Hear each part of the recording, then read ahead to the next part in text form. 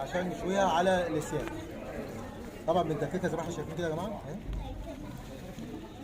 طبعا برضو المحلات غير شغل البيت، المحلات بيدي حتتين من الورك مع حته من الصدر والعكس، عشان خاطر يبقى الربع متساوي مع الثاني، عشان ما فيش ربع يعني يبقى مظلوم وربع اعلى من الثاني وكده يعني.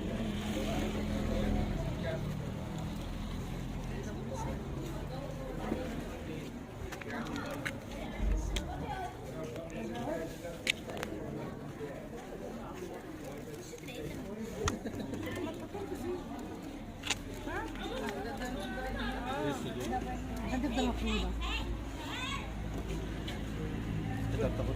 اديك رقم الشبشب.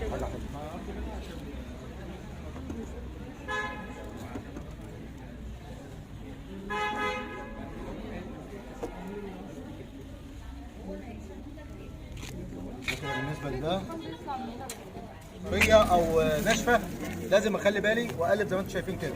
يعني لو الناحيه الثانيه بقت زي دي كده اعتبرها كده دخلت في السوا. هنبدا ندي لسعه كمان ولسعه كمان. ده بالنسبه للصدور اللي هي البانيه اللي بتتعمل بانيه اهو. صدور بانيه مشويه الناس عشاق الدايت والاكل الصحي. ايوه بقى يا بختك انت بتاع طباخين الافراح. تحيه يا اولاد طباخين الافراح. الشيف احمد عباد حته في الخروف اسمه كباب ضاني. بس احيانا احنا تمام يعني عندنا كل حاجه، ريش، عندنا كبابه تعتبر ضاني، تعتبر كباب ضاني.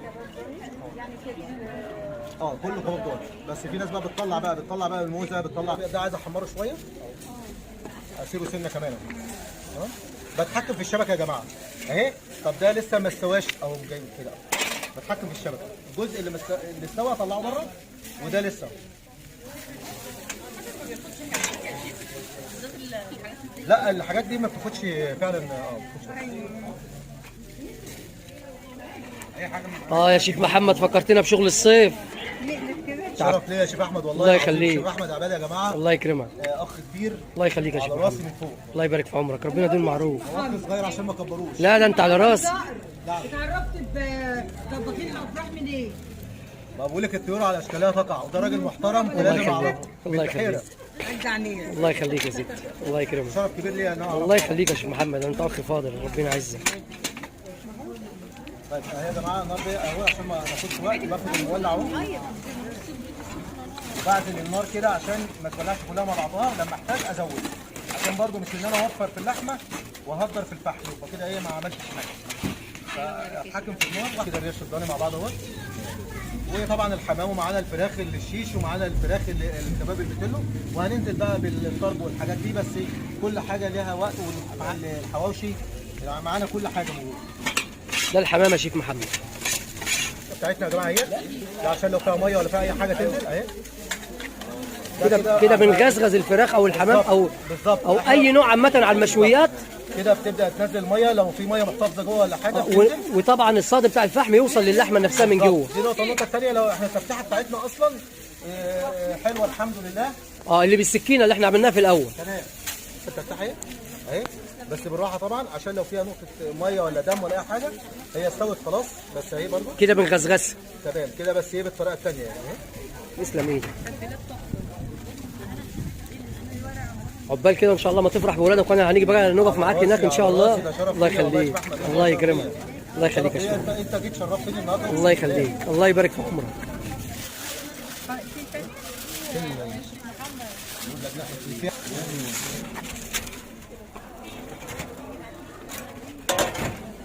ما شاء الله ما شاء الله، اللهم صل على النبي. ده حمام وفراخ مشويه يا شيخ. تمام. بصوا يا جماعه عشان تعرفوا بس ان الحمام عشان ضعيف يستوى مع الفراخ، عشان الفراخ الشيف محمد مغزغزها صح ومديها خلطه صح اهي. ايوه الفراخ صغيره، بس لو الفراخ كبيره شويه ممكن تاخد تكه كمان على النار عشان ما يبقاش فيها ريحه ميه ولا حاجه. اللهم صل على النبي. ده الاجنحه يا جماعه، الاجنحه الناس عشان الاجنحه ما شاء الله بتدي تيست اعلى من الفراخ. التكه دي بقى عشان الخضار ما يتحرقش، الخضار يبقى مستوي مع التفنيشه بتاعت اللحمه نفسها. تمام. هديها تكه بس تشمعتين كده على النار، وبعد كده ارجع اسيخهم في الشبك في السياخ الشيش بتاعته مع الخضار بتاعه. طبعا كده عشان الشيش يا شيخ محمد بيغيب شويه في التسويه عشان الخضار ما يتحركش مننا. تمام بالظبط. عشان طبعا لما نحطه على الشوايه تبقى النسبه ايه؟ نسبه وتناسب، يبقى الاثنين مع بعض في وقت واحد. لا بس مش قوي كده عشان يا جماعه اهي برضو، عشان لو في قلبها حاجه تستوي اهي. بنغزغزها برضو بالسكين. التشريحه دي كده عشان تستوي من جوه اهي. بصوا اهي، بصوا عشان القلب بتاعي يستوي اهو.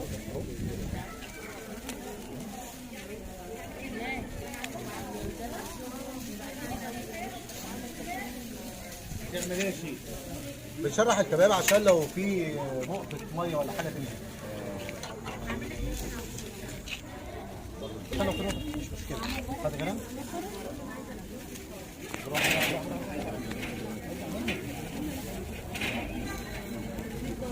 يا جماعة دي كده عشان لو في نقطة مية ولا حاجة تنزل اهي.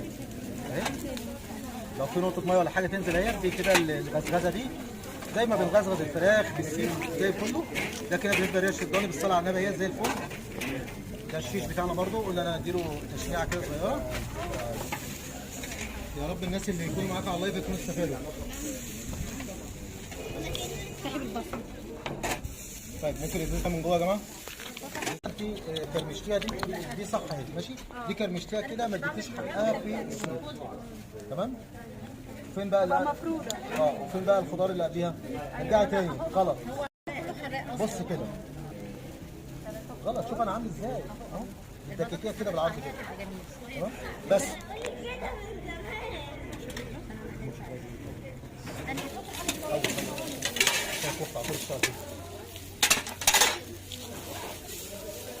خلاص بيقدموا فيها حاجات تحفه. ايه رايك يا حاجات لا هو بالعربي ده كان اول سيرفيس جبته من منزل ان شاء الله. تسلم ايدك. تسلم ايدك. جربت والله.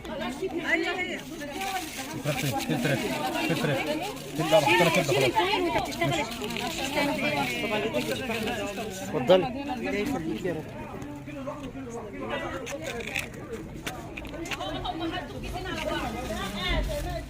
ما شاء الله. دي الموزة الضاني يا جماعة شوية على الفحم كده.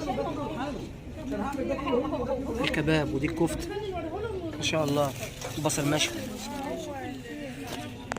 ما شاء الله. بألف هنا وشفا اللي هياكل. بسم الله ما شاء الله ولا قوة إلا بالله. اللهم صل على محمد. ضربوا يا جماعة فين الشغل بتاعك بعدين؟ هات هنا هات هنا. تمام هات الشيف. بصي حطي واحده فلفل هنا. كمل يا شيخ محمد. امسكي كده. بس هند بصور شيخ محمد. وعشان نصور. انا عايز اعمل حاجه ثانيه جديده. الكفته لذيذ جدا. الكفته ساده في دي كفته فراخ. طيب فين الجرنش؟ افتح ده كده افتح كده. لما حد يلم النار عشان يلاقوا الشغل يشتغلوا بيه. يلموا النار. يلموا النار يا جماعه. صينيه ثانيه بقى اللحوم بعد اذنكم. صينيه ثانيه يا جماعه. صينيه كبيره. بص يا شيخ محمد. نعم. بص على السياخ دي لو سمحت.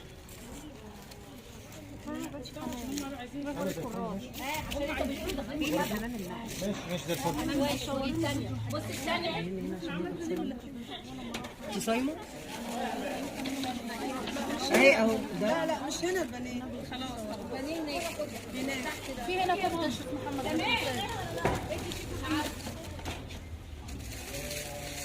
متهيألي هنا. شوفي هنا كده. ايوه شوفي. اعملي يا دودو.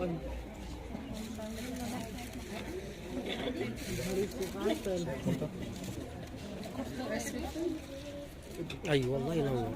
الله ينور. اقرب لك ده كده. كده.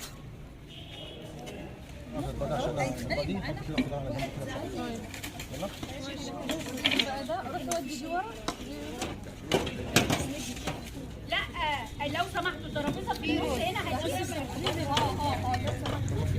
شيخ ساره. قلبي. بس تشكيله مش طبعا ربنا يجازيه كل خير. صوروا لك ايه؟ حط الرز هنا بقى. فين بقى الاطباق يا جماعه؟ ده كمان.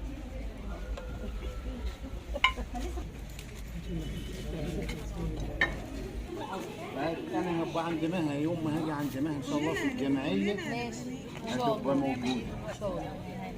هنا. يعني ده كده عشان ناكل ولا نصور؟ لا هناخد طبعا. هناخد انا مش هصور تاني. قال له اللي يفهم بالحواوشي مثلا